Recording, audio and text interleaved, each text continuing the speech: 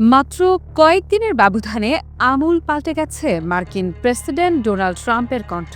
কখনো তিনি বলছেন আমরা ইরানের সঙ্গে শান্তি চুক্তির খুব কাছাকাছি, আবার পরক্ষণেই বলছেন আনকন্ডিশনাল সারেন্ডার। একদিকে আলোচনার বার্তা, অন্যদিকে সরাসরি হুমকি। এই দোলাচলে শুধু বিশ্লেষকেরাই নয়, বিভ্রান্ত তার নিজের সমর্থক মেগাবেসরাও, অর্থাৎ মেক আমেরিকা গ্রেট এগেইন ঘাটের জনগণ। 17 জুন G7 সম্মেলন থেকে তড়িঘড়ি করে বেরিয়ে এসে ট্রাম্প বলেন, আমার বিশ্বাস ইরান এখন পারমাণবিক অস্ত্র বানানোর খুব কাছাকাছি। কিন্তু এই বক্তব্যের সঙ্গে একদম মিল ছিল না যুক্তরাষ্ট্রের গোয়েন্দা সংস্থার তথ্য। কারণ মাত্র 2 সপ্তাহ আগে ইউএস ইন্টেলিজেন্স কমিউনিটি কংগ্রেসকে জানায় ইরান এখনও পরমাণু বোমা বানাচ্ছে না, এবং আয়াতুল্লাহ আলী খামেনি সেই কর্মসূচিতে অনুমোদন দেননি। মে মাসে ট্রাম্প বলেছিলেন, আমরা ইরানের সঙ্গে একটা নিউক্লিয়ার চুক্তির একদম ধারে কাছে চলে এসেছি। আমি চাই না সহিংস পথে কিছু ঘটুক। এই বক্তব্যে বিশ্লেষকেরা ভেবেছিলেন দ্বিতীয়বার ক্ষমতায় এসে হয়তো কূটনৈতিক সমঝোতা খুঁজবেন ট্রাম্প, কিন্তু সেই আশা ভেঙে দেন তিনি। জুনের মাঝামাঝি ট্রুথ সোশ্যালে লিখেন, আমরা জানি সুপ্রিম লিডার কোথায় লুকিয়ে আছেন, তিনি সহজ টার্গেট, তবে আপাতত আমরা তাকে মেরে ফেলছি না।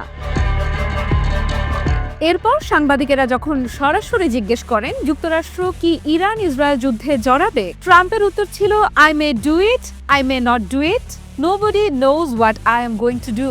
অর্থাৎ তিনি নিজেই জানেন না কি করবেন। এই দ্বিধান্বিত বক্তব্যে শুধু ইরান নয়, তার নিজের সমর্থকেরাও হতবাক, বিশেষ করে মেগা ঘাঁটির সমর্থকেরা যারা চিরকালই ছিলেন আমেরিকান ফার্স্ট নীতির পক্ষে। তারা বলছে, নতুন কোনো যুদ্ধ নয়, বিদেশি সংঘাতে নয়, আমাদের ফোকাস হোক নিজেদের ওপর।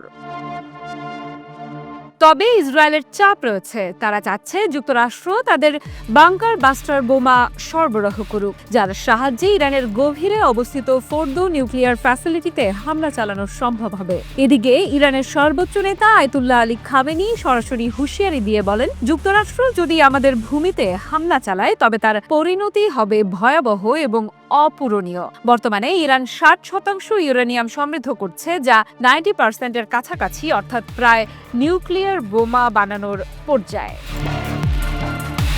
তবে আইএইএ জানিয়েছে তারা ইরানের পরমাণু কর্মসূচিতে কোনো অস্ত্র তৈরির সরাসরি প্রমাণ পায়নি। তাদের ভাষায়, we did not have any proof of a systematic effort to move into a nuclear weapon.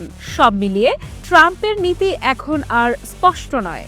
তিনি কূটনীতির পথে হাঁটবেন, যুদ্ধের পথে নামবেন, নাকি কেবল রাজনৈতিক সুবিধার জন্য এই খেলাটা চালিয়ে যাবেন, তা কেউ বুঝে উঠতে পারছে না। তার এক একটা বক্তব্য এক এক দিক দেখায়, একবার শান্তি, একবার হুমকি, আবার কখনো মেঘের ছায়ায় যুদ্ধ।